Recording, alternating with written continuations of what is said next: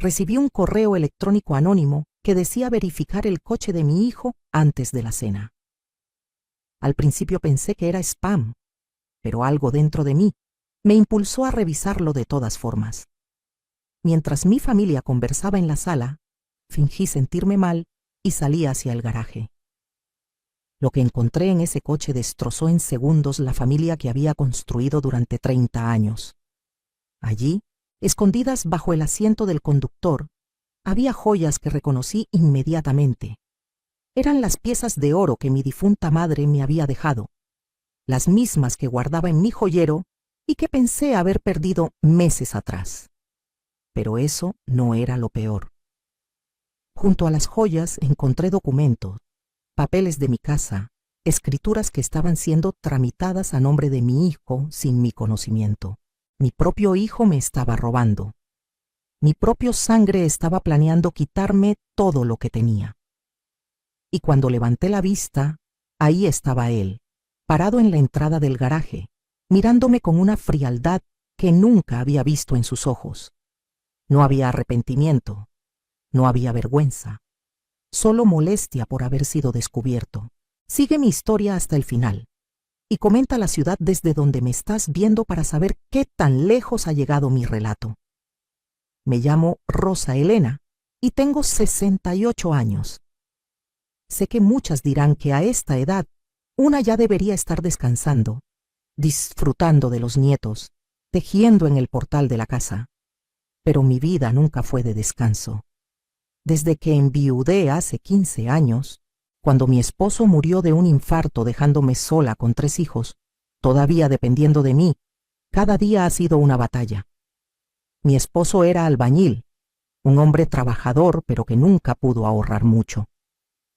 Cuando murió, lo único que quedó fue la casa donde vivíamos, una propiedad modesta en las afueras de la ciudad, y algunas deudas que tuve que pagar, vendiendo hasta mis propios anillos de matrimonio.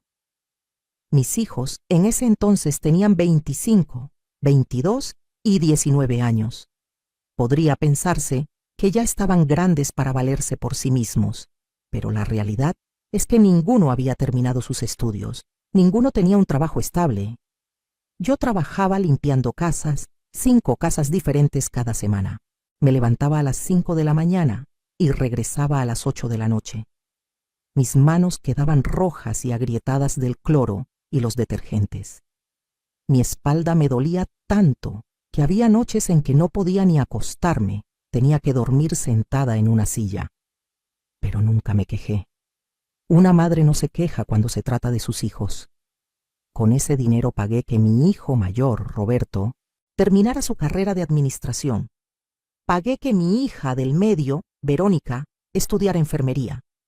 Y al más pequeño, Javier, lo mantuve mientras decía que buscaba su camino. Roberto se recibió y consiguió un buen trabajo en una empresa de logística. Me prometió que apenas se estabilizara me ayudaría, que yo podría dejar de limpiar casas ajenas. Pasaron 2 años y la ayuda nunca llegó. Siempre había un gasto, siempre había una razón. Necesitaba un coche para ir al trabajo, necesitaba ropa apropiada para la oficina, necesitaba una computadora mejor. Yo seguí limpiando casas. Verónica se casó con un hombre que conoció en el hospital donde hacía sus prácticas. Ni siquiera me consultó sobre la boda, solo me avisó un mes antes. Yo, de todas formas, vendí unas cadenas de oro que mi madre me había heredado para darle algo de dinero para su vestido y la fiesta. Ella lo tomó como si fuera lo mínimo que yo podía hacer, como si fuera mi obligación. Javier, el más pequeño, mi bebé, se quedó viviendo conmigo. Ya tenía 34 años y seguía sin encontrar ese famoso camino que buscaba. Trabajaba de vez en cuando en lo que saliera, pero la mayor parte del tiempo estaba en casa, comiendo lo que yo preparaba, usando el agua y la luz que yo pagaba, pidiendo dinero prestado que nunca devolvía. Hace 3 años recibí una noticia que cambió todo. Mi tía Esperanza, hermana de mi padre, murió en Guadalajara. Ella no tenía hijos y en su testamento me dejó una pequeña herencia. No era una fortuna, pero para alguien como yo era un milagro. Eran 200,000 pesos, más una casita pequeña que ella tenía rentada en un pueblo cercano. Esa renta me daba 5,000 pesos mensuales. Por primera vez en mi vida sentí que podía respirar. Podía dejar de limpiar tantas casas. Podía cuidar mis rodillas que ya me estaban fallando. Podía tal vez disfrutar un poco de la vida. Les conté a mis hijos sobre la herencia con ilusión, pensando que se alegrarían por mí. La reacción que tuve me dejó fría. Roberto inmediatamente empezó a hablar de inversiones, de que él podía manejar ese dinero mejor que yo, de que una mujer de mi edad no sabía de finanzas. Verónica sugirió que les diera una parte a cada uno, que era lo justo después de todo lo que ella había sufrido criándose sin lujos. Y Javier simplemente preguntó cuándo podría comprarle el coche que necesitaba para buscar trabajo. Ninguno, ni uno solo, dijo que me alegraba por mí, que por fin podría descansar. Después de aquel día cuando les conté de la herencia, las cosas empezaron a cambiar en mi casa. Al principio fueron pequeños comentarios. Roberto venía a visitarme los domingos, algo que antes hacía una vez al mes, y siempre terminaba hablando de dinero. Que si había visto las tasas de interés de tal banco, que si no era mejor invertir en un negocio familiar, que él tenía contactos que podían triplicar mi dinero. Un día trajo papeles, documentos que según él solo necesitaban mi firma para abrir una cuenta de inversión. Yo los leí con cuidado, o al menos lo intenté, pero estaban llenos de palabras que no entendía. Cuando le pregunté si podía llevarlos para que un abogado los revisara, se molestó. Me dijo que no confiaba en él, que después de todo lo que había hecho por mí, así le pagaba.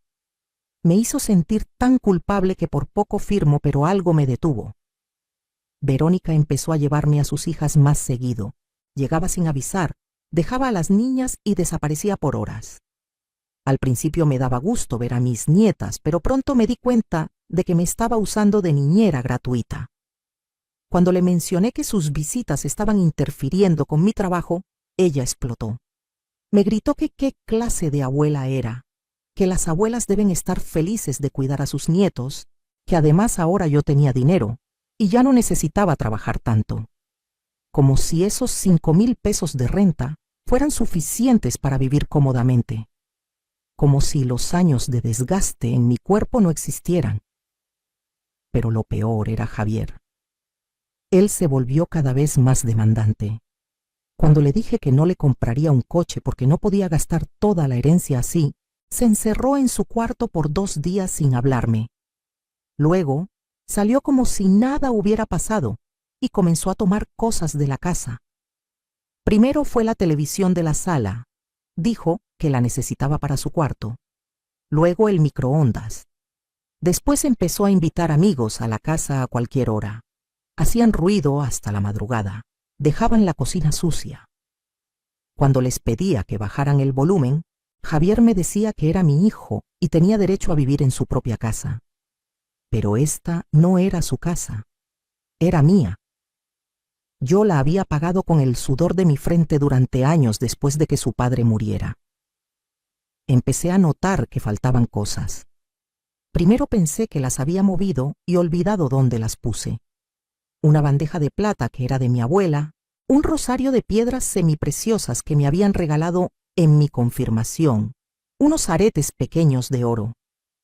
Busqué por toda la casa pensando que me estaba volviendo olvidadiza, que la edad me estaba pasando factura. Una tarde, limpiando el cuarto de Javier mientras él había salido, encontré tickets de empeño escondidos en un cajón. Mi propia hijo estaba robándome mis pertenencias y empeñándolas. Cuando lo confronté esa noche, ni siquiera lo negó. Me dijo que él también tenía necesidades, que yo era egoísta guardando todo ese dinero mientras él no tenía ni para salir con sus amigos. Lloré toda esa noche. Me pregunté en qué momento había criado a un hijo capaz de robarle a su propia madre. Luego empezaron las presiones más fuertes. Roberto llegó un día con Verónica y entre los dos me sentaron en la sala. Querían hablar de mi futuro, dijeron, que yo ya estaba grande, que vivir sola era peligroso, que había muchos robos en el barrio, que lo mejor sería que me fuera a vivir con uno de ellos y que rentáramos mi casa. El dinero de la renta lo administrarían ellos para mi propio bien, que también sería bueno poner la casa a nombre de los 3 hijos para evitar problemas legales cuando yo faltara. Todo presentado con sonrisas, con abrazos, con palabras dulces sobre cuidar de su mamá. Pero yo veía lo que realmente había en sus ojos: codicia. Querían mi casa, querían mi herencia, querían controlar hasta el último peso que tenía. Les dije que no, que yo estaba perfectamente bien viviendo en mi propia casa, que cuando necesitara ayuda se las pediría. Se fueron molestos. Esa noche Verónica me llamó llorando, diciendo que yo no la quería, que cualquier madre estaría feliz de vivir con sus hijos. Roberto dejó de visitarme por completo durante un mes. Entonces llegó aquel correo electrónico. Fue un martes por la tarde. Yo había aprendido a usar el Internet básico porque una de las señoras para quien trabajaba me había enseñado. Me servía para ver recetas y videos de tejido. Revisaba mi correo una vez por semana. Casi nunca recibía nada importante. Pero ese día había un mensaje sin remitente, sin nombre.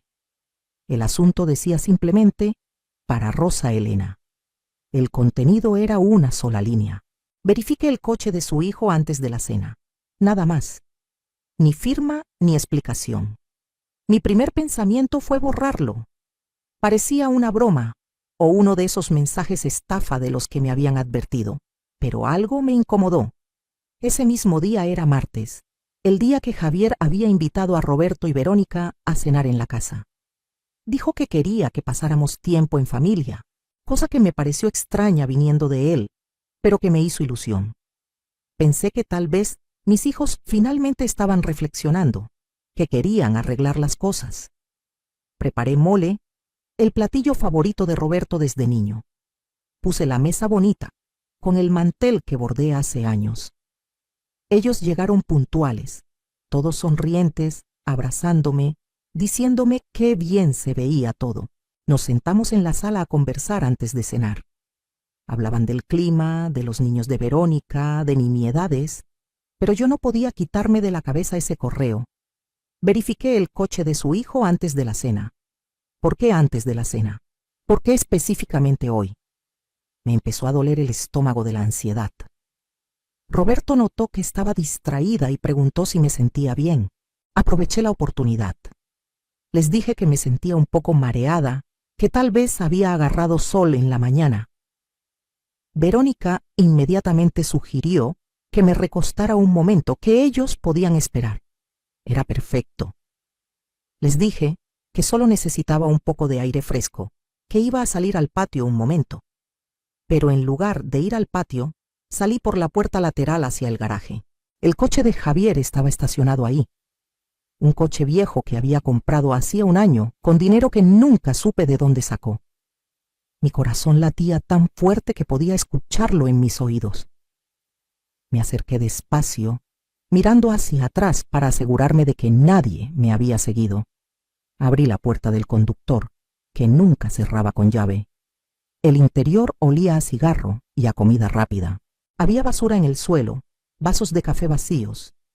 Empecé a buscar sin saber exactamente qué buscaba. Revisé la guantera. Solo papeles viejos, multas sin pagar, manuales del coche. Luego metí la mano debajo del asiento. Mis dedos tocaron algo suave, como una bolsa de tela. La saqué. Era una bolsa de terciopelo azul que reconocí de inmediato. Era donde yo guardaba las joyas de mi madre, en mi closet, en una caja de zapatos en el estante de arriba. Abrí la bolsa con manos temblorosas. Ahí estaban. El collar de perlas que mi padre le regaló a mi madre en su aniversario número 20. Los aretes de oro con rubíes pequeños que ella usó el día de mi boda. La pulsera de plata con dijes que había ido coleccionando toda su vida, cada dije representando un momento importante. Un broche antiguo con forma de mariposa que había pertenecido a mi abuela. Todas las piezas que yo guardaba como tesoro, no porque fueran particularmente valiosas en dinero, sino porque eran lo único que me quedaba de mi madre. Piezas que yo había notado que faltaban hacía 3 meses, pero que Javier juró que no había visto, sugiriendo que tal vez Yo las había guardado en otro lado y olvidado. Yo había buscado por toda la casa, durmiendo mal durante semanas pensando que me las habían robado durante algún descuido. Y aquí estaban, en el coche de mi hijo. Pero la bolsa se sentía pesada. Había algo más adentro. Saqué un folder manila. Lo abrí ahí mismo, bajo la tenue luz que entraba del garaje. Eran documentos legales. Reconocí el encabezado de un notario. Empecé a leer, y las palabras se volvían borrosas por las lágrimas que empezaban a formarse en mis ojos. Era una escritura de traspaso de propiedad de mi casa. De mi casa. A nombre de Roberto Martínez, Verónica Martínez de García y Javier Martínez. Mis 3 hijos. La fecha del documento era de hacía 2 semanas. Había una firma al final, en el espacio donde debía firmar yo como propietaria actual. Y reconocí esa firma porque la había visto antes en los papeles que Roberto me había traído hace un mes, los que él dijo que eran para una cuenta de inversión. Yo no los había firmado ese día, pero aparentemente Roberto se había llevado mi identificación sin que me diera cuenta, y había falsificado mi firma. Había más papeles. Solicitudes para sacar préstamos usando mi casa como garantía. Documentos del banco mostrando que ya habían solicitado información sobre el avalúo de la propiedad. Un borrador de contrato de venta de la casita que heredé de mi tía Esperanza, la que me daba los 5,000 pesos mensuales de renta. Todo estaba planeado, todo estaba en marcha.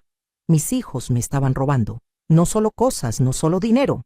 Me estaban robando mi casa, mi estabilidad, mi futuro. Y lo estaban haciendo juntos, los 3 organizados, mientras me hacían creer que venían a una cena familiar, mientras yo cocinaba su mole favorito. Escuché pasos acercándose al garaje.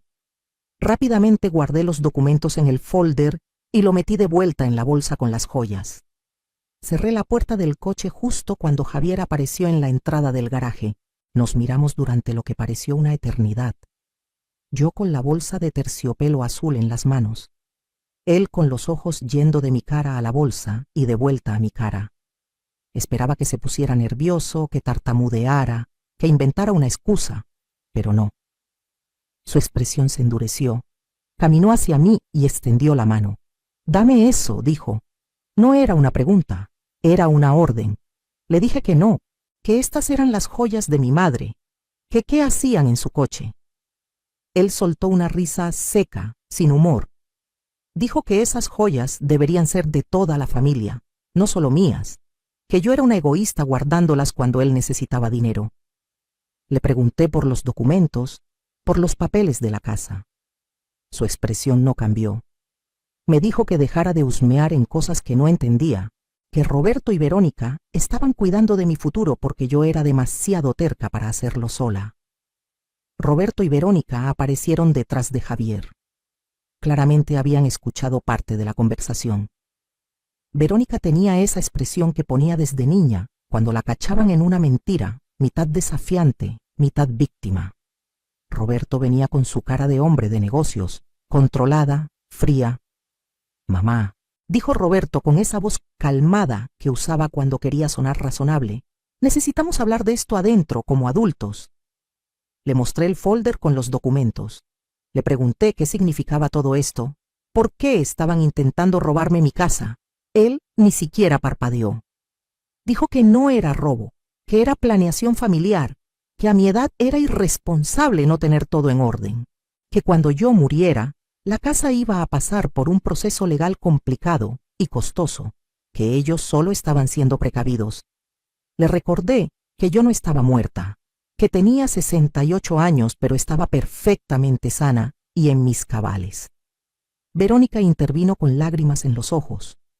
Dijo que yo no entendía qué difícil era para ellos verme trabajando todavía a mi edad, que solo querían asegurarse de que estuviera cuidada, que si la casa estaba a nombre de ellos, podrían rentarla y darme el dinero para que no tuviera que limpiar casas nunca más. Podrían darme el dinero de mi propia casa, como si me estuvieran haciendo un favor. Les pregunté entonces por qué habían falsificado mi firma, por qué todo esto se estaba haciendo a mis espaldas, por qué Javier tenía las joyas de mi madre escondidas en su coche. El silencio que siguió fue respuesta suficiente. Javier fue el primero en romperlo. Dijo que estaba cansado de esta conversación, que yo era una malagradecida, que después de todo lo que habían hecho por mí, así les pagaba. Le pregunté qué exactamente había hecho él por mí. Él, que vivía en mi casa sin pagar renta, que comía mi comida, que usaba mis servicios, que me había robado y empeñado mis cosas. Se puso rojo de ira. Empezó a gritarme que él era mi hijo, que yo tenía la obligación de mantenerlo, que para eso son los padres. Roberto lo calló, poniéndole una mano en el hombro. Luego me miró con una expresión que me heló la sangre. Ya no había ni siquiera la pretensión de cariño, era puro cálculo. Dijo que podíamos hacer esto de la manera fácil o de la manera difícil, que yo era una mujer mayor viviendo sola, que era fácil para alguien de mi edad empezar a tener confusiones, olvidar cosas, tal vez incluso necesitar ayuda para tomar decisiones, que ellos, como mis hijos, podrían fácilmente demostrar ante un juez que yo ya no estaba en condiciones de manejar mis propios asuntos. Era una amenaza apenas velada. Estaban insinuando que me declararían incapaz mentalmente si no cooperaba. Verónica añadió suavemente que eso no sería necesario si yo solo firmaba los papeles, que así todo sería más simple, que yo podría seguir viviendo en la casa, que nada cambiaría realmente. Todo cambiaría, lo sabía. Una vez que esa casa estuviera a su nombre, sería cuestión de tiempo antes de que decidieran venderla o que me pidieran que me fuera. Me quedaría sin nada después de una vida entera de trabajo. Los miré a los tres, parados ahí en mi garaje, en mi propiedad, amenazándome. Estos eran los bebés que había cargado, los niños que había desvelado cuando estaban enfermos, los adolescentes cuyas lágrimas había secado, los adultos por los que había sacrificado mi salud y mi juventud. Y ahora me veían solo como un obstáculo entre ellos y mi dinero. Sentía algo quebrarse dentro de mí, pero no era debilidad, era claridad. Por primera vez en años, vi las cosas exactamente como eran. Les dije que necesitaba tiempo para pensar. Roberto empezó a protestar, pero lo interrumpí. Les dije que si realmente les importaba mi bienestar, como decían, me darían unos días para procesar todo esto, para entender los documentos, tal vez consultar con alguien que me explicara todo en términos simples. Verónica intercambió una mirada con Roberto. Podía ver que estaban calculando, decidiendo si presionar ahora o darme cuerda. Roberto finalmente asintió. Dijo que por supuesto, que se daba cuenta de que era mucha información de golpe, que tomara el tiempo que necesitara. Pero su tono dejaba claro que ese tiempo era limitado. Agregó que tal vez sería bueno que mientras tanto él guardara los documentos importantes para que no se perdieran. Le dije que no, que yo los guardaría en mi caja de seguridad en el banco. Mentí sobre tener una caja de seguridad, pero funcionó. Vi un destello de preocupación en sus ojos. Javier intentó tomar la bolsa de terciopelo de mis manos, pero la apreté contra mi pecho. Le dije que estas joyas se quedaban conmigo, que eran lo único que tenía de mi madre. Él gruñó algo sobre que yo siempre había sido egoísta, pero Roberto lo calló de nuevo. Dijo que estaba bien, que me quedara las joyas, que eso no era importante ahora. Regresamos a la casa. La cena había quedado fría en la estufa. Nadie tenía hambre ya. Inventaron excusas. Dijeron que se habían acordado de compromisos, de cosas que hacer.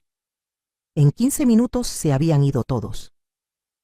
Me quedé sola en mi casa, con el mole frío en la estufa y el folder de documentos sobre la mesa de la cocina. Esa noche no dormí. Me quedé sentada leyendo cada papel, cada línea, tratando de entender completamente qué era lo que mis hijos habían planeado. Había documentos que ya estaban en proceso. La solicitud de traspaso de la casa ya había sido presentada ante el notario. Solo faltaba que se procesara y se registrara. La firma falsificada era bastante buena. Probablemente Roberto había practicado. Los préstamos solicitados usando mi casa como garantía sumaban casi $500,000. Si esos préstamos se aprobaban y yo no podía pagarlos, el banco se quedaría con mi casa. Y entonces entendí el plan completo. No solo querían la casa a su nombre, querían sacar dinero usando la casa como garantía, repartirse ese dinero y luego dejarme a mí con la deuda. Cuando yo no pudiera pagar, el banco tomaría la casa. Ellos argumentarían que habían intentado ayudarme, pero que yo había sido irresponsable.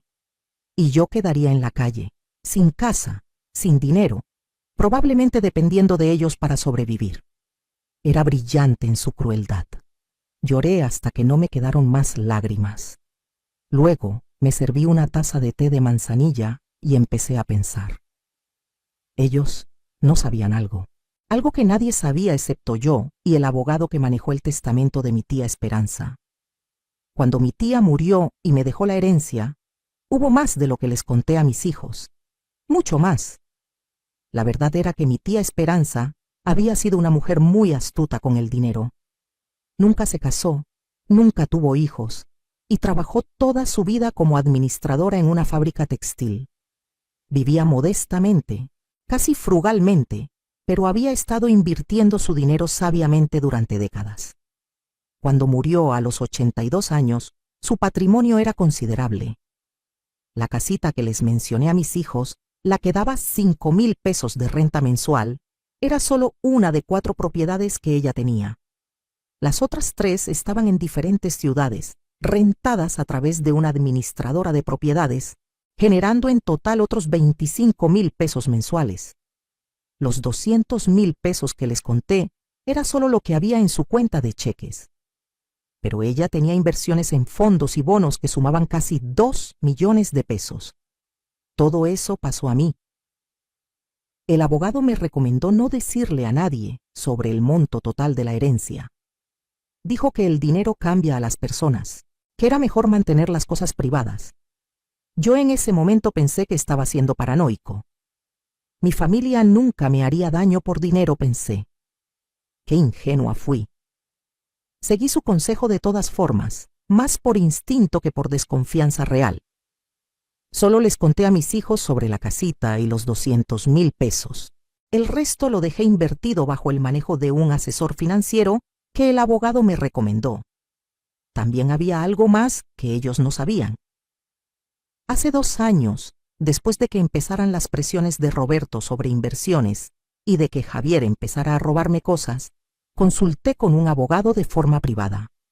Le conté sobre mis preocupaciones, sobre cómo sentía que mis hijos me estaban usando.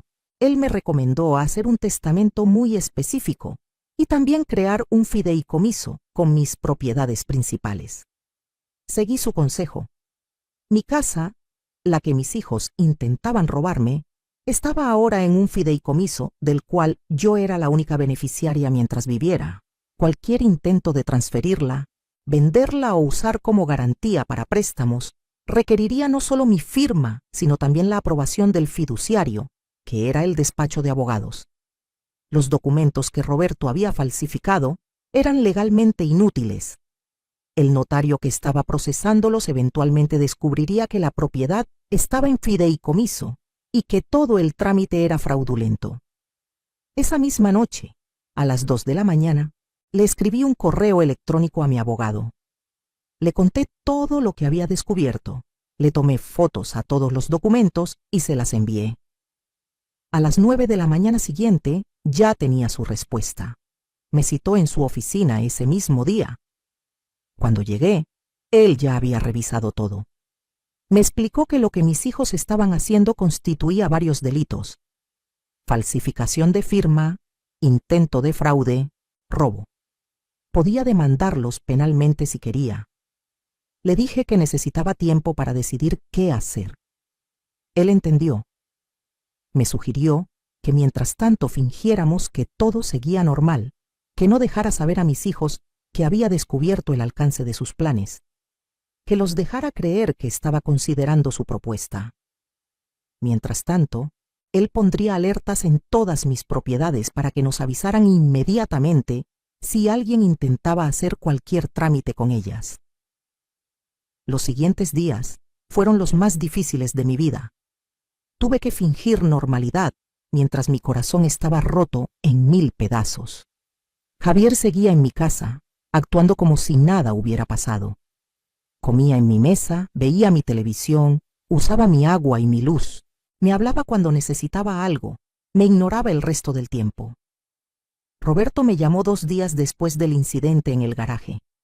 Preguntó si ya había pensado en la propuesta, si quería que pasara para explicarme de nuevo todo con calma. Le dije que todavía estaba considerándolo, que era una decisión grande. Él insistió en que no era tan grande, que en realidad nada cambiaría para mí, que seguiría viviendo en mi casa igual que siempre. La mentira era tan obvia que me dolía escucharla. Verónica fue más sutil. Empezó a llamarme todos los días, a veces 2 veces al día. Me preguntaba cómo estaba, me contaba de sus hijas, me decía cuánto me extrañaban las niñas. Luego, casualmente mencionaba lo cansada que me veía últimamente, que se había considerado finalmente dejar de trabajar, que con los arreglos que Roberto había propuesto yo podría vivir tranquila sin preocupaciones. Yo le seguía la corriente. Le decía que sí, que tal vez tenía razón, que estaba cansada. Podía escuchar la satisfacción en su voz. Pensaba que me estaba convenciendo. Mientras tanto me reuní con mi abogado 2 veces más. Revisamos todas mis propiedades, todas mis cuentas, todos mis documentos. Todo estaba protegido. Él me sugirió algo más, algo que al principio me pareció extremo pero que después vi la sabiduría. Me recomendó instalar cámaras de seguridad en mi casa, especialmente en los lugares donde guardaba cosas de valor. Dijo que si Javier ya me había robado antes, probablemente lo volvería a hacer, y ahora que se sentían presionados por haber sido descubiertos, podrían ponerse más audaces. Contraté a un técnico que vino cuando Javier había salido. Instalamos 3 cámaras pequeñas, discretas. Una en la sala con vista al comedor, una en el pasillo cerca de mi recámara y una en la cocina. Las cámaras grababan directamente a una nube en Internet. Yo podía ver las grabaciones desde mi teléfono. El técnico me enseñó cómo usarlas. Fue bueno que lo hice. 3 días después, un sábado, cuando yo había ido al mercado, revisé las cámaras desde mi teléfono por curiosidad. Vi a Javier entrando a mi recámara. Abrió mi closet, movió cajas, claramente buscando algo. No encontró las joyas porque ahora las tenía guardadas en la caja de seguridad real que había rentado en el banco. Pero lo vi tomar unas monedas antiguas que mi esposo había coleccionado y un billete de lotería viejo enmarcado que teníamos de recuerdo. Salí del mercado y regresé a casa inmediatamente. Cuando llegué, Javier estaba en la sala viendo televisión como si nada. Le pregunté directamente si había entrado a mi cuarto. Dijo que no, que por qué preguntaba. Le dije que faltaban unas cosas. Él se encogió de hombros y dijo que probablemente las había movido yo misma y olvidado dónde las puse. Esa insinuación de que estaba perdiendo la memoria, justo como Roberto había amenazado usar en mi contra, me enfureció, pero me controlé. Solo asentí y dije que probablemente tenía razón. Lo dejé creer que me había engañado. Esa noche le envié el video a mi abogado. Ahora teníamos evidencia clara de robo. Pasó una semana. Roberto empezó a presionar más. Me llamó y dijo que el notario estaba preguntando cuándo iría a firmar los documentos finales que necesitaban proceder. Le dije que había estado enferma del estómago, que en cuanto me sintiera mejor, iría. Él ofreció llevarme él mismo, llevar el notario a mi casa si era necesario. Podía escuchar la desesperación empezando a filtrarse en su voz. Probablemente ya había gastado dinero contando con que este fraude funcionaría. Verónica cambió de táctica. Llegó a mi casa llorando una tarde. Dijo que su esposo la estaba tratando mal, que necesitaba dinero para un abogado de divorcio. Me pidió 50,000 pesos. Cuando le dije que no tenía esa cantidad disponible, ella señaló que sí la tenía, que todos sabían de mi herencia. Le dije que ese dinero estaba invertido y no podía sacarlo sin perder intereses. Ella gritó que qué me importaban más, los intereses o el bienestar de mi hija, que qué clase de madre era. Llamé su bluff, le dije que estaba bien, que vendería la casita que me heredó mi tía y le daría el dinero de esa venta. Ella inmediatamente se retractó. Dijo que no quería que hiciera eso, que ella encontraría otra manera. Quedó claro que no necesitaba el dinero para ningún divorcio. Solo estaba probando cuánto podía sacarme. La farsa continuó. Yo actué confundida, cansada, vulnerable. Dejé que creyeran que me estaban convenciendo poco a poco. Roberto me trajo nuevos papeles, más simples, dijo, más fáciles de entender. Eran exactamente lo mismo que antes, pero redactados de forma que parecieran menos amenazantes. Les dije que los leería con calma. Mientras tanto, mi abogado estaba preparando algo más. Sin que mis hijos lo supieran, presentamos una denuncia formal ante la Fiscalía por falsificación de documentos y fraude. No procedimos inmediatamente con ella, pero quedó registrada y fechada. También hice algo más. Contacté a todos los notarios de la ciudad y registré una alerta indicando que si alguien presentaba documentos de mis propiedades, verificaran directamente conmigo por teléfono antes de proceder. Di 3 números de contacto: mi celular, el del despacho de abogados y el del asesor financiero. Cualquier intento de usar documentos falsificados sería inmediatamente detectado. 2 semanas después del descubrimiento en el garaje, Roberto, Verónica y Javier aparecieron juntos en mi casa un domingo. Dijeron que necesitábamos tener una reunión familiar. Trajeron comida, parecían amigables, sonrientes. Comimos juntos, algo que no habíamos hecho en meses. Hablaron de recuerdos de cuando eran niños, de cosas lindas. Yo sabía lo que estaban haciendo. Me estaban ablandando para el golpe final. Después de comer, Roberto sacó los papeles. Dijo que había simplificado todo todavía más, que ahora solo necesitaba mi firma en 3 lugares y todo estaría arreglado. Que podíamos hacerlo ahora, rápido, y yo nunca más tendría que preocuparme por nada. Verónica tomó mi mano. Dijo que sabía que esto era difícil para mí, pero que confiara en ellos, que eran mis hijos y solo querían lo mejor para mí. Javier no dijo nada. Solo me miraba con esos ojos fríos que ya no reconocía como los del bebé que había sido. Tomé los papeles. Los miré como si los estuviera leyendo cuidadosamente. Luego levanté la vista y los miré a los 3. Les pregunté si realmente pensaban que era tan tonta. Las sonrisas se congelaron en sus caras. Roberto preguntó de qué estaba hablando. Saqué mi teléfono. Abrí la aplicación de las cámaras de seguridad y les mostré el video de Javier robando en mi cuarto. La cara de Javier se puso blanca.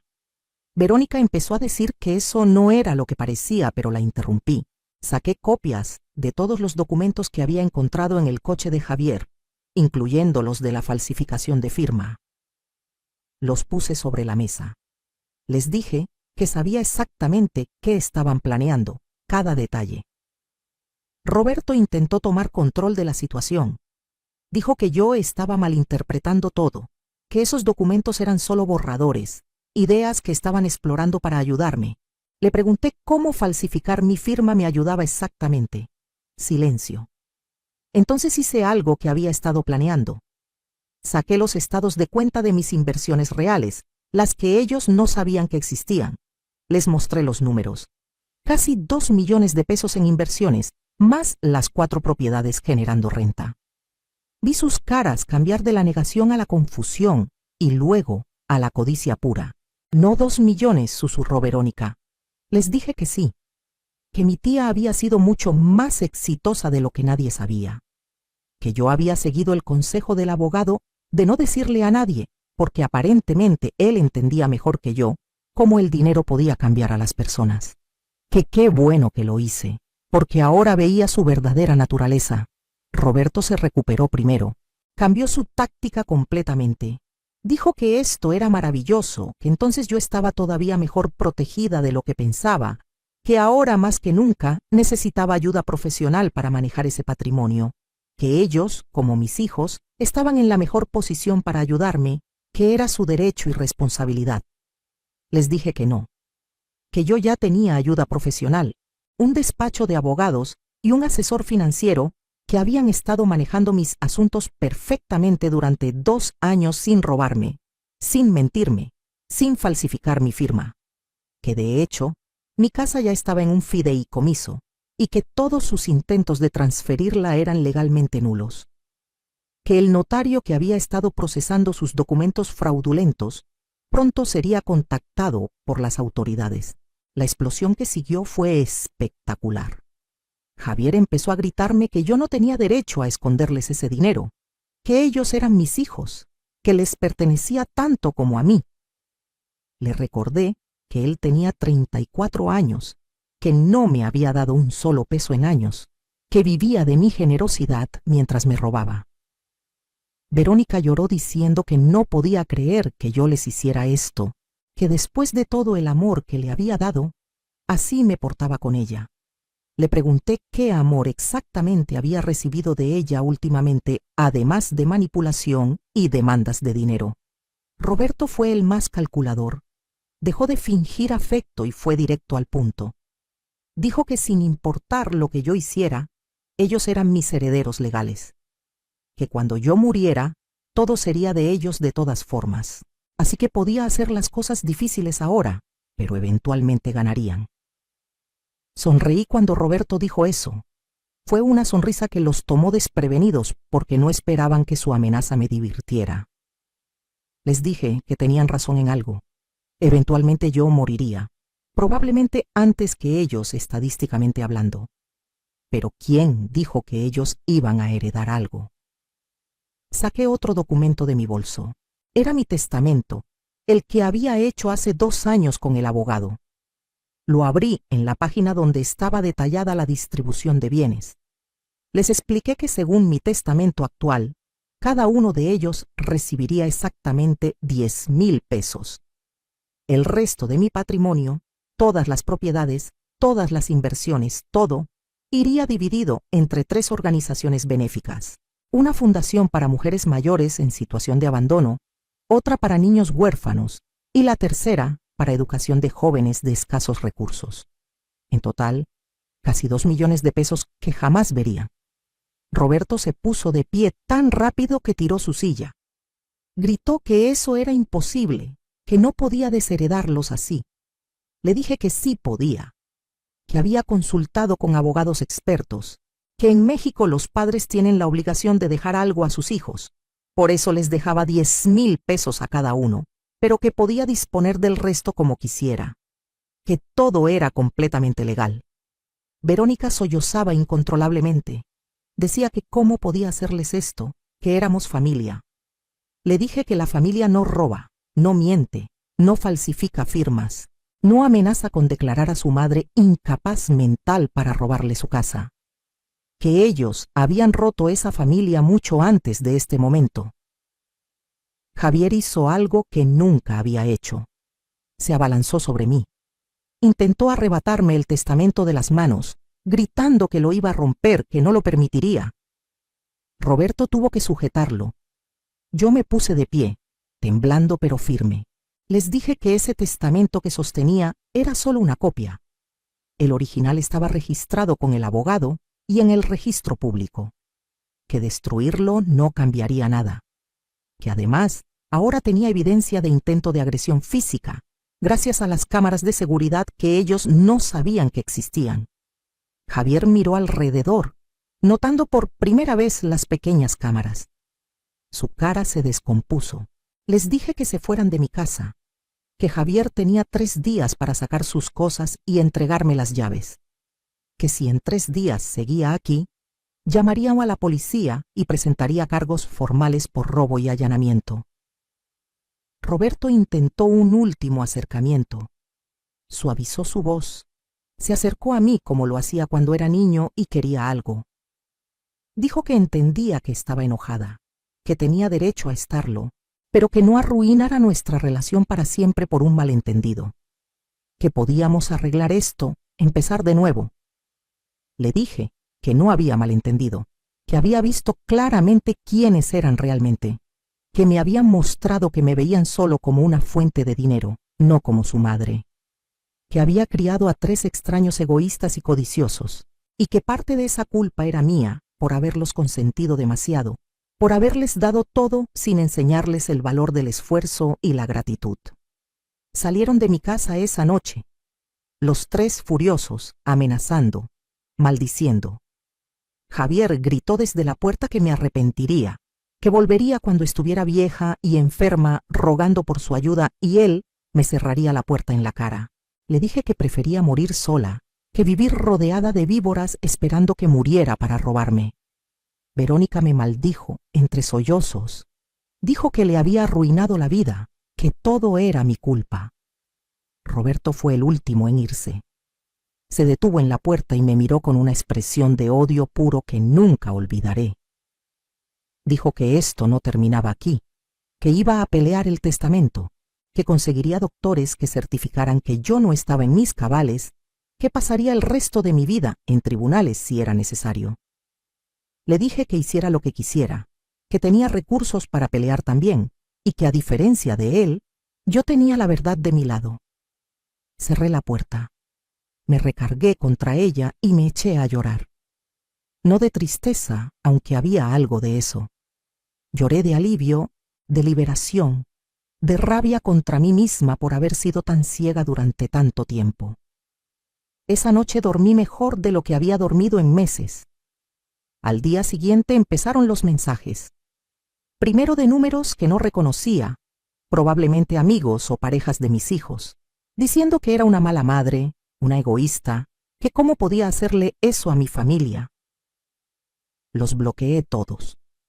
Luego llamaron primos, tíos lejanos, gente que no había visto en años, todos con la misma historia que obviamente mis hijos les habían contado, que yo me había vuelto loca, que estaba desheredándolos sin razón, que necesitaban intervenir para proteger a la pobre anciana confundida.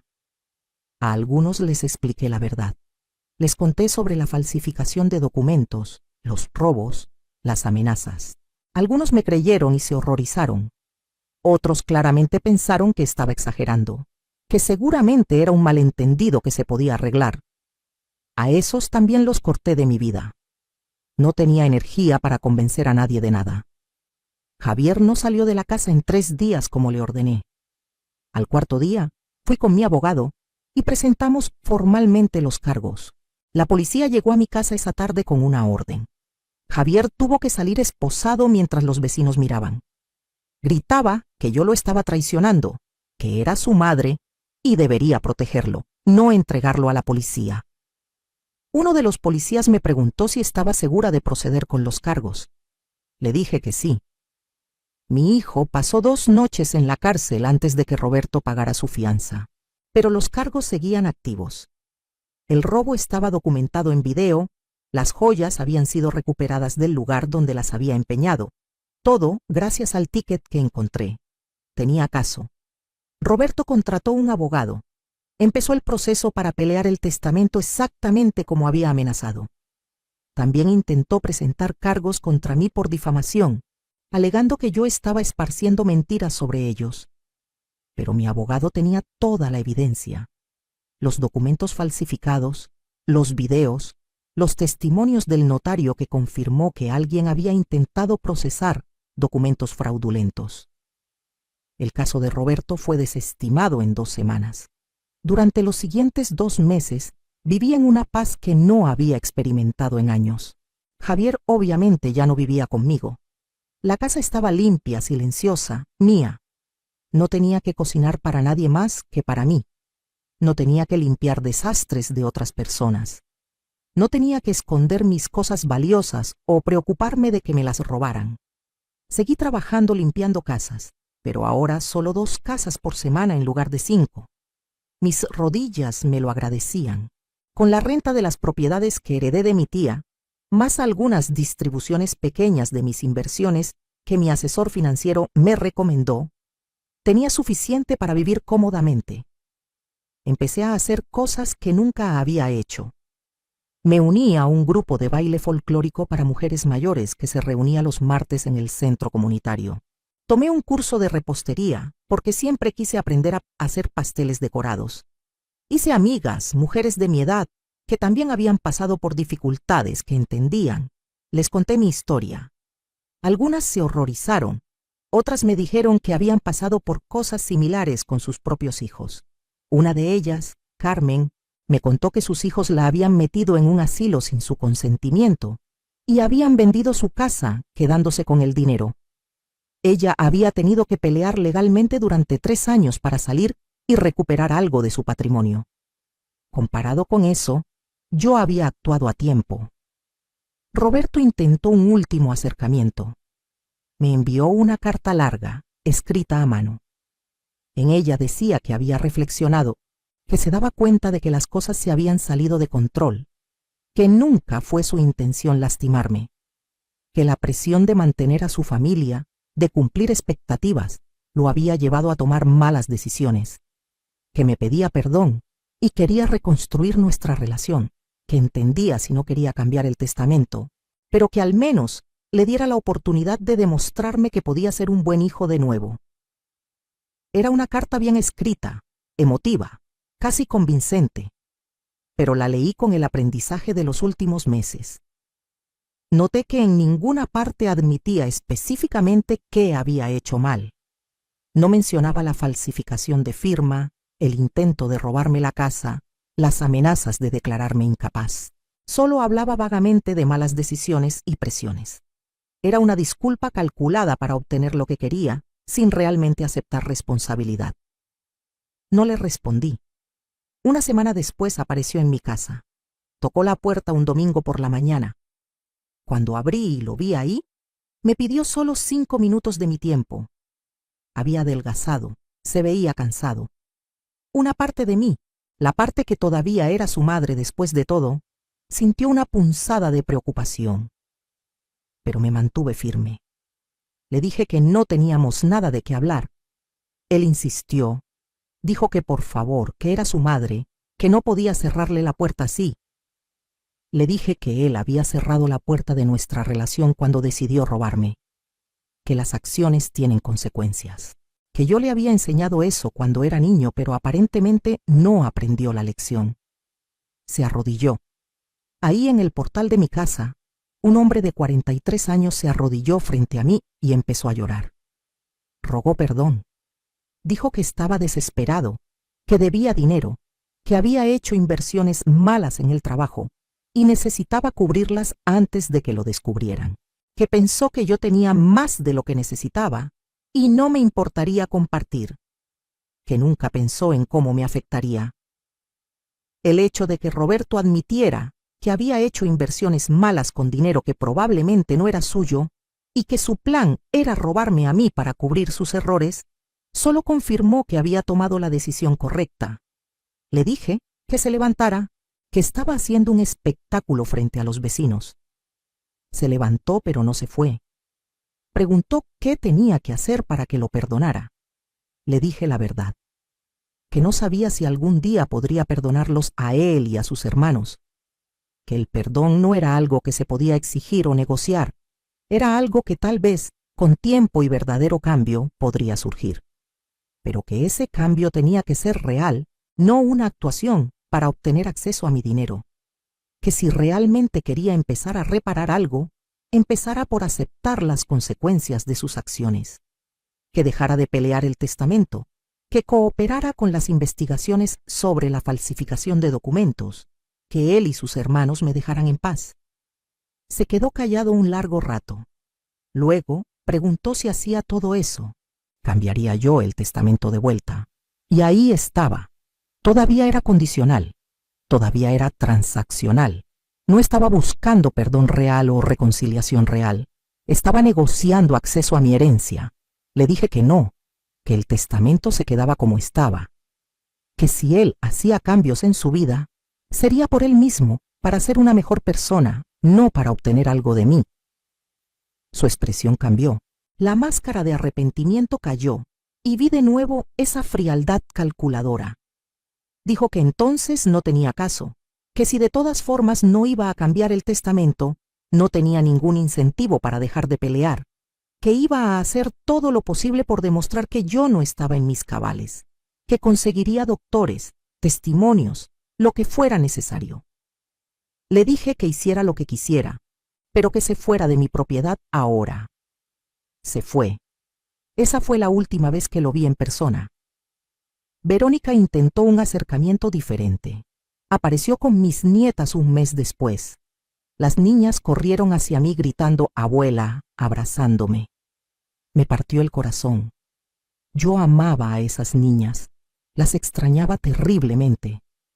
No era culpa de ellas lo que su madre había hecho. Verónica lo sabía. Estaba usando a las niñas como arma emocional.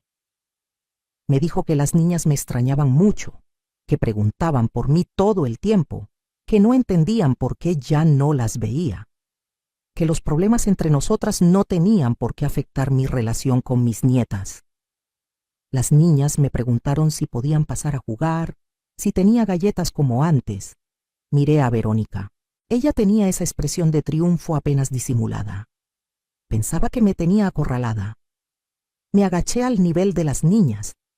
Les dije que las amaba mucho, que no era que no quisiera verlas, pero que su mamá y yo teníamos que resolver algunos problemas primero, que cuando fueran más grandes entenderían. Una de ellas, Sofía, de 6 años, preguntó si era porque mami había dicho cosas feas de mí. Me quedé helada. Miré a Verónica. Ella se puso roja. Le pregunté a Sofía qué cosas había escuchado decir a su mami.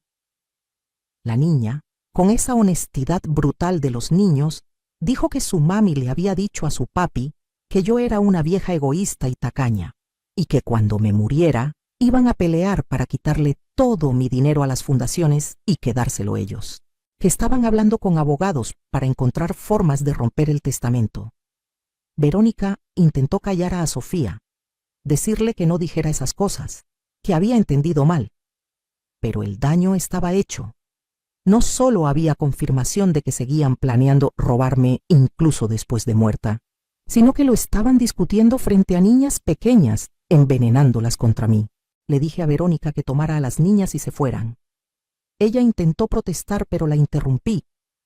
Le dije que usar a las niñas como herramienta de manipulación era lo más bajo que había hecho, y eso ya era decir mucho. Que no iba a permitir que continuara hablando mal de mí frente a ellas. Que cuando las niñas fueran mayores, si querían buscarme, mis puertas estarían abiertas. Pero que mientras tanto, ella y sus hijas no eran bienvenidas en mi casa. Las niñas empezaron a llorar confundidas. Verónica las tomó de las manos y se fueron, pero no sin antes gritarme que yo era la que estaba destruyendo esta familia, que esto era culpa mía. La vi irse y lloré. Lloré por las niñas que no merecían estar en medio de esto. Lloré por la relación que probablemente nunca tendría con ellas. Pero me mantuve firme. No podía permitir que me manipularan usando a las niñas. Sería establecer un precedente de que podían hacer lo que quisieran mientras tuvieran la palanca emocional correcta. Los meses pasaron.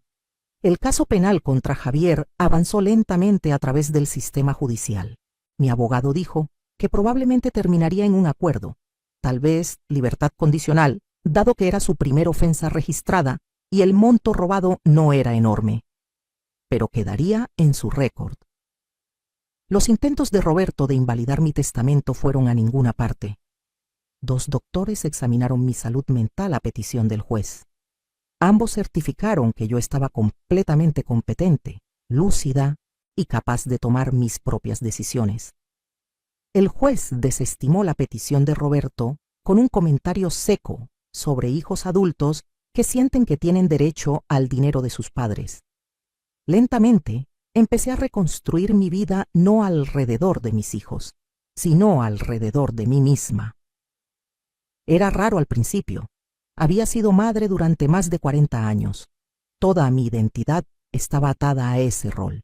Tomar decisiones basadas solo en lo que yo quería, no en lo que mis hijos necesitaban, se sentía egoísta. Pero mi terapeuta, sí, empecé a ir a terapia. Me ayudó a entender que no era egoísmo, era autocuidado.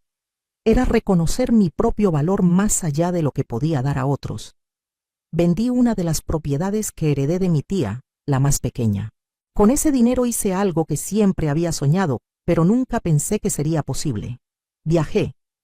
Fui a Oaxaca, recorrí las zonas arqueológicas, comí en mercados locales, compré artesanías. Fui a Chiapas, vi las cascadas de Agua de Azul, navegué por el cañón del Sumidero. Fui a Guanajuato, caminé por sus calles de colores, asistí al Festival Cervantino. Cada viaje era una revelación. Yo, una mujer de casi 70 años que había pasado la mayor parte de su vida limpiando casas y criando hijos, estaba viendo mi propio país como turista. Estaba conociendo gente, aprendiendo cosas, viviendo. En uno de esos viajes, en San Miguel de Allende, conocí a un hombre. Se llamaba Arturo. Tenía 72 años. Era viudo. Nos conocimos en un tour de una galería de arte. Él estaba visitando desde Monterrey, yo desde mi ciudad. Empezamos a platicar y no paramos en horas. Arturo era diferente a cualquier hombre que hubiera conocido. No me preguntó sobre mis hijos o mi familia. Me preguntó sobre mí, qué me gustaba, qué me apasionaba, qué pensaba del arte que estábamos viendo. Me escuchaba realmente, no solo esperando su turno para hablar. Pasamos ese día juntos recorriendo San Miguel. Cenamos en un pequeño restaurante en una terraza con vista a la ciudad iluminada. Cuando terminó el fin de semana, intercambiamos números. Pensé que tal vez me llamaría una vez, tal vez dos, y luego desaparecería como suelen hacer los encuentros casuales. Pero Arturo me llamó 3 días después. Y luego otra vez.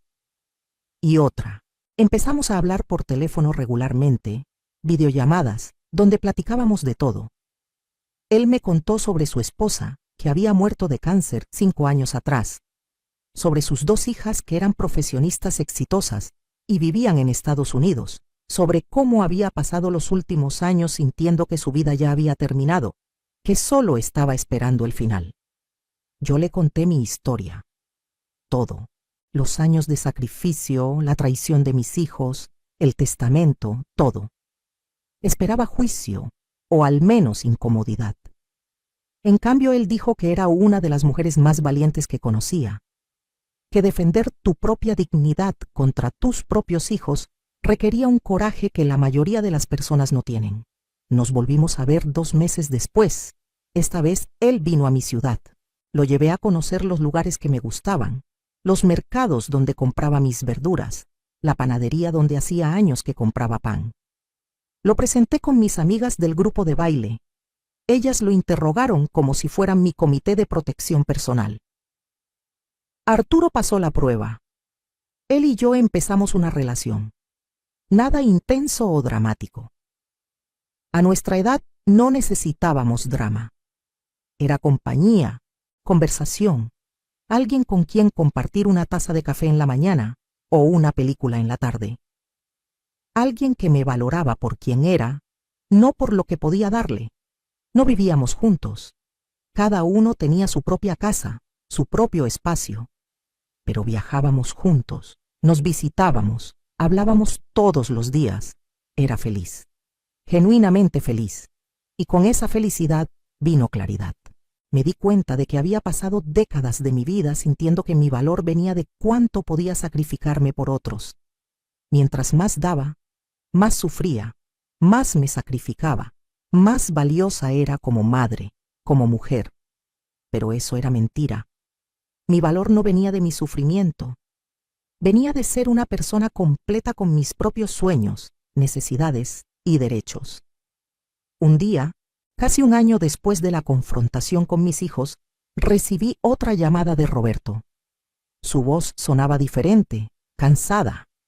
Dijo que había perdido su trabajo, que la empresa había descubierto las inversiones malas que había hecho con fondos de la compañía y lo habían despedido, que estaba enfrentando posibles cargos criminales, que su esposa lo había dejado, que lo había perdido todo. Hubo una pausa larga. Luego preguntó si podía prestarle dinero para un abogado. No mucho, dijo. Solo 50,000 pesos. Los devolvería, prometió. Sentí muchas cosas al escuchar eso.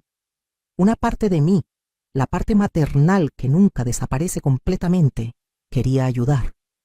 Quería rescatarlo como había hecho tantas veces cuando era niño, pero ya no era un niño. Era un hombre de 43 años que había tomado decisiones terribles, que había intentado robarme, que me había amenazado. Las consecuencias de sus acciones lo habían alcanzado. Le dije a Roberto que no le prestaría dinero. Escuché su respiración pesada al otro lado de la línea. Preguntó si realmente iba a dejar que su propia madre lo dejara caer así, enfrentar la cárcel, perderlo todo. Le dije que yo no lo estaba dejando caer, que él se había tirado solo con sus propias decisiones, que falsificar documentos en el trabajo, robar fondos de la empresa, esas fueron sus elecciones, así como intentar robarme a mí fue su elección, que yo le había ofrecido todo cuando era joven, educación, apoyo, amor, que él había tomado todo eso y lo había desperdiciado convirtiéndose en alguien que roba y miente, que esto no era mi responsabilidad arreglar. Hubo silencio. Luego dijo algo que me sorprendió por su honestidad. Dijo que tenía razón, que todo esto era culpa suya, que había pasado el último año culpándome a mí, odiándome, pero que la verdad era que él había arruinado su propia vida, que lamentaba todo lo que me había hecho, que entendía si nunca podía perdonarlo, que solo quería que supiera que finalmente lo entendía. Colgó antes de que pudiera responder. No sé si fue una disculpa real o un último intento de manipulación. Honestamente, ya no me importaba. Roberto tuvo que enfrentar sus consecuencias. Terminó con libertad condicional y servicio comunitario, similar a Javier. Su carrera en logística estaba terminada. Ninguna empresa lo contrataría después de eso. Escuché por terceros que estaba trabajando en ventas de autos usados. Verónica se divorció finalmente de su esposo, pero no por las razones que había inventado antes. Él la dejó cuando descubrió que ella había estado robando dinero de sus cuentas conjuntas para alimentar un hábito de apuestas en línea que nadie sabía que tenía. Ella tuvo que mudarse a un apartamento pequeño con las niñas. Javier vagó de trabajo en trabajo, nunca durando más de unos meses en cada lugar. La última vez que supe de él, estaba viviendo con una novia que lo mantenía.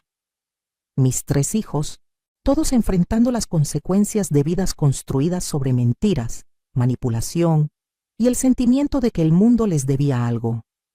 Yo seguí con mi vida. Arturo me pidió que me casara con él en nuestro aniversario de 2 años de relación. Le dije que sí. No hicimos una boda grande, solo nosotros 2, un juez, y mis amigas del grupo de baile como testigos. Arturo tampoco tenía mucha familia cerca. Hicimos un pacto prenupcial claro. Lo que era mío se quedaba mío. Lo que era suyo se quedaba suyo. Ninguno de los 2 estábamos buscando ventaja financiera, solo compañía.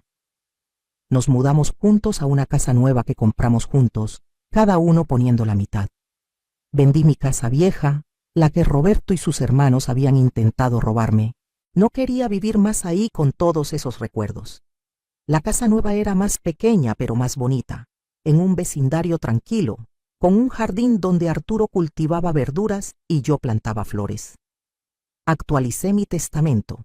Ahora dejaba una pequeña cantidad para las hijas de Arturo, que siempre habían sido amables conmigo.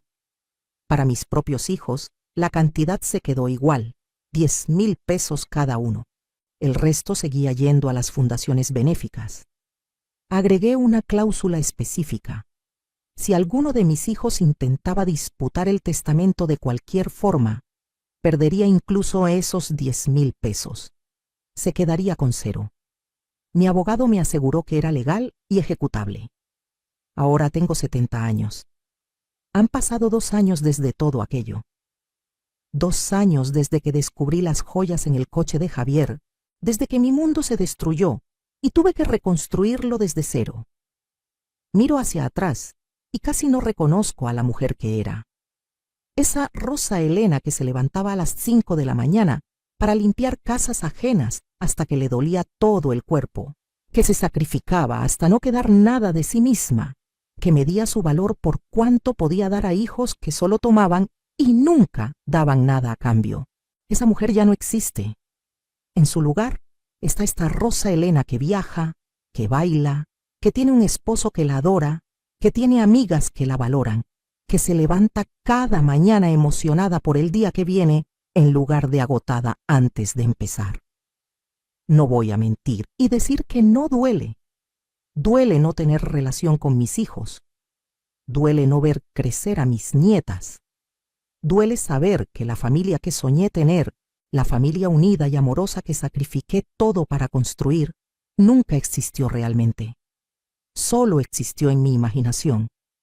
Pero he aprendido algo importante.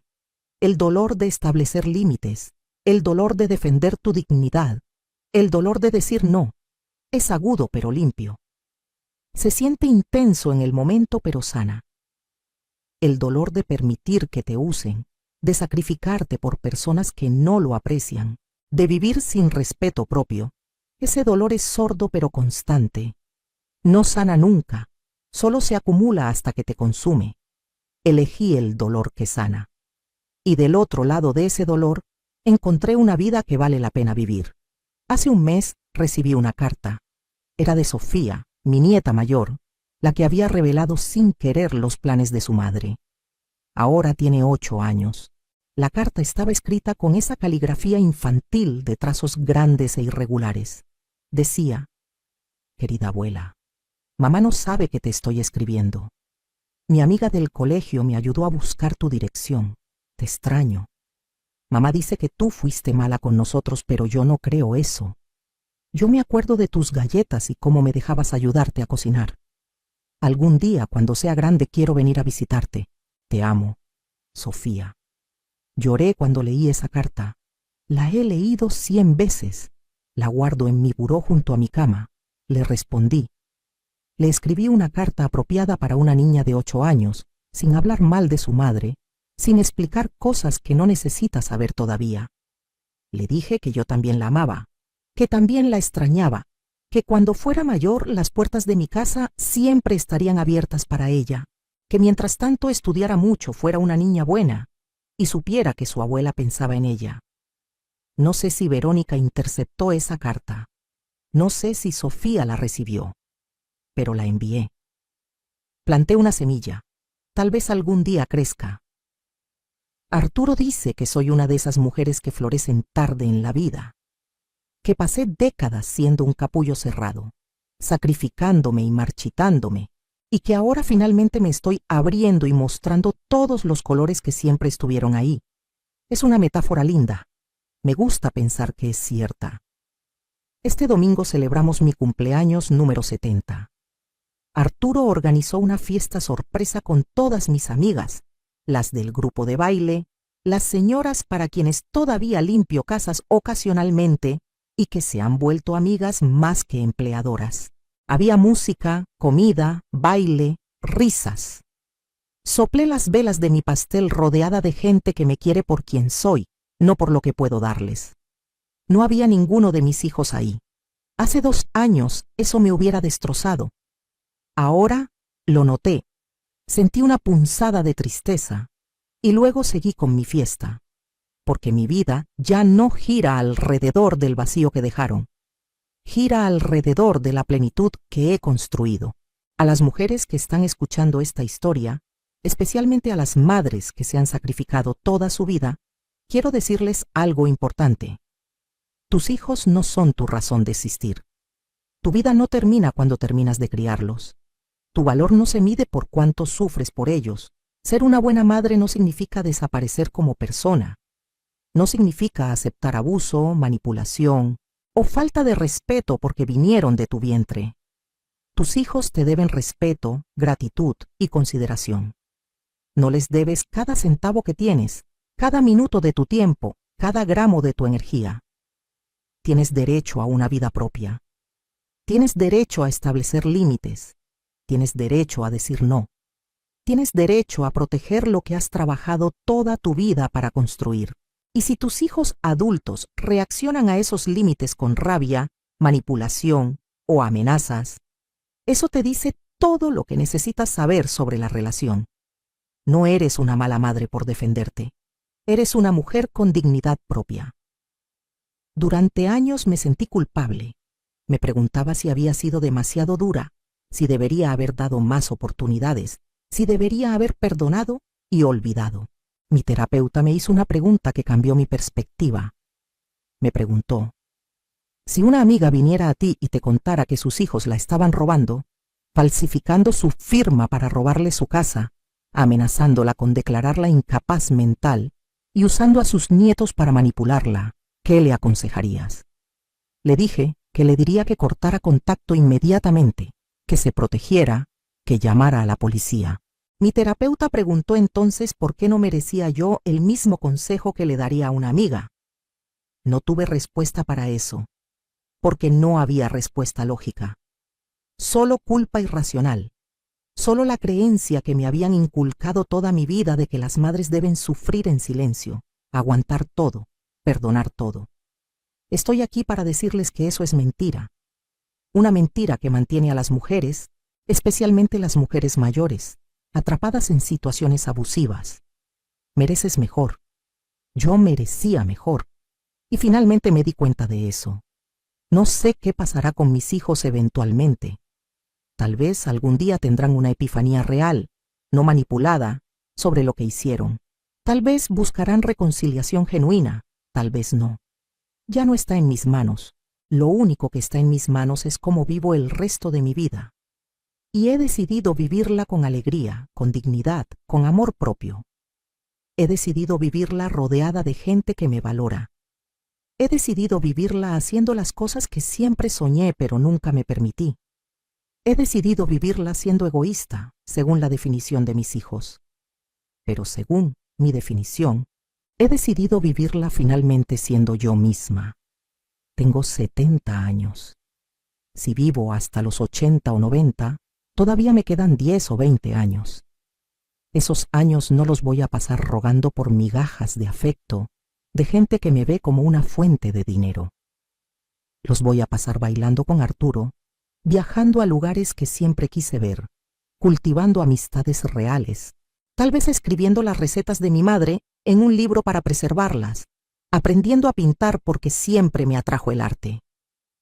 Los voy a pasar viviendo, no solo existiendo. El correo anónimo que recibí ese día cambió mi vida. Nunca supe quién lo envió. Tengo mis sospechas.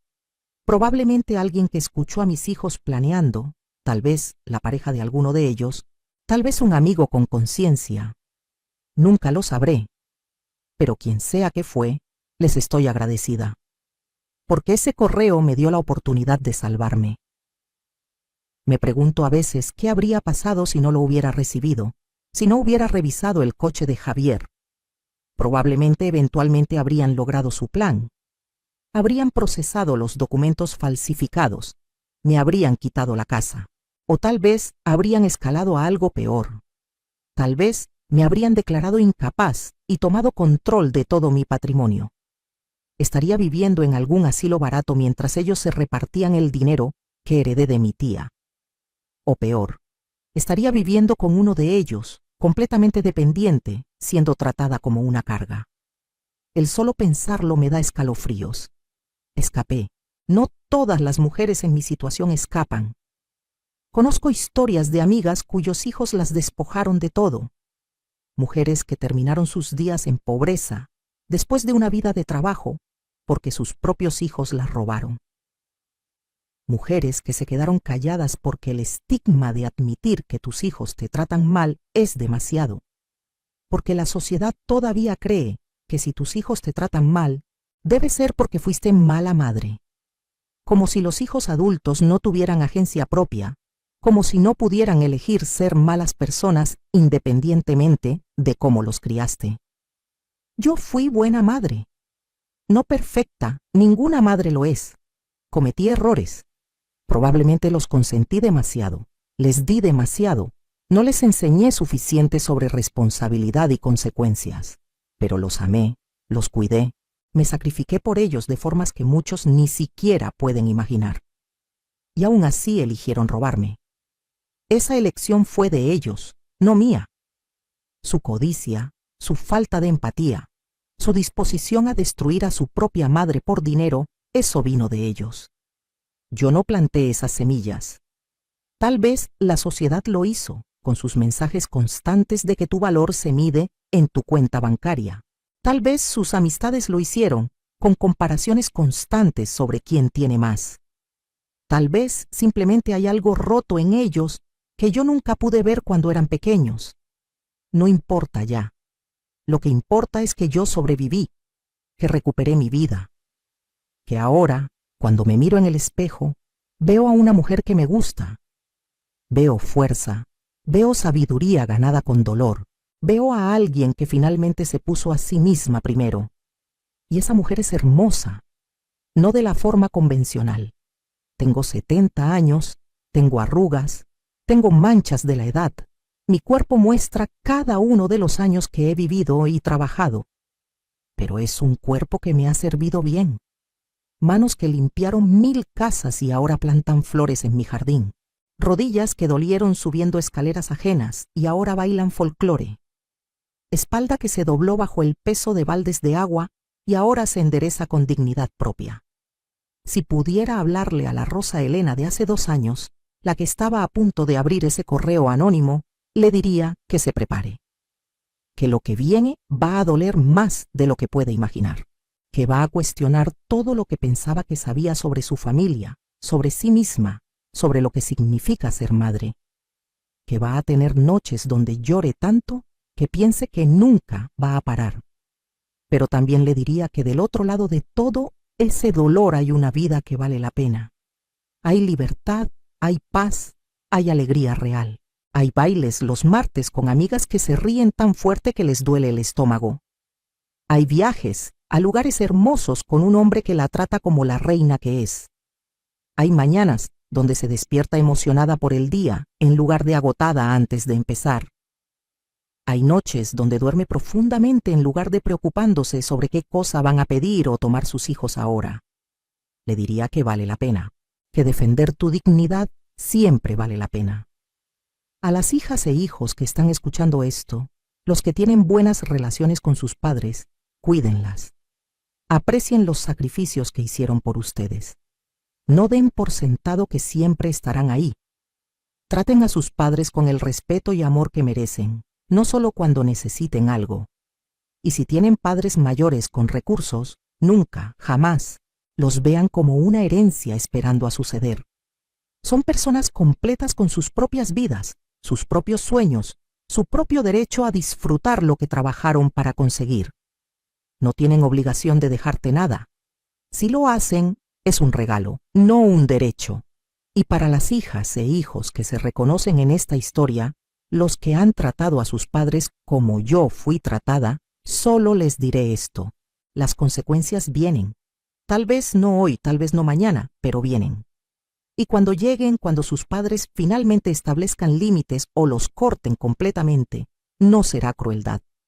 Será supervivencia. Será la cosecha de las semillas que ustedes plantaron.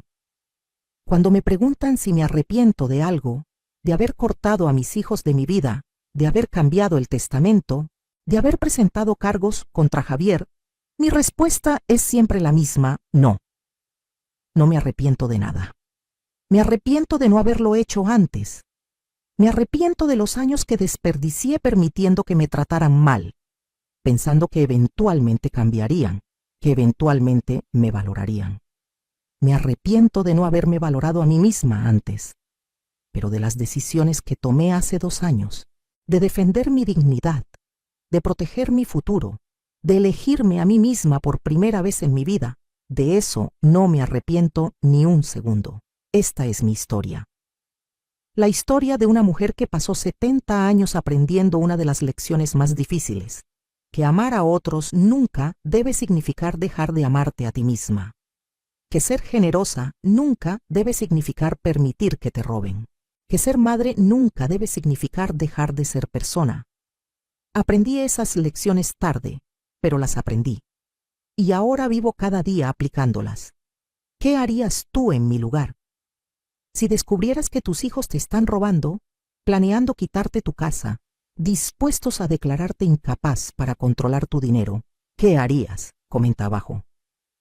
Cuéntame tu historia si has pasado por algo similar. Y comenta la ciudad desde donde me estás viendo para saber qué tan lejos ha llegado mi relato.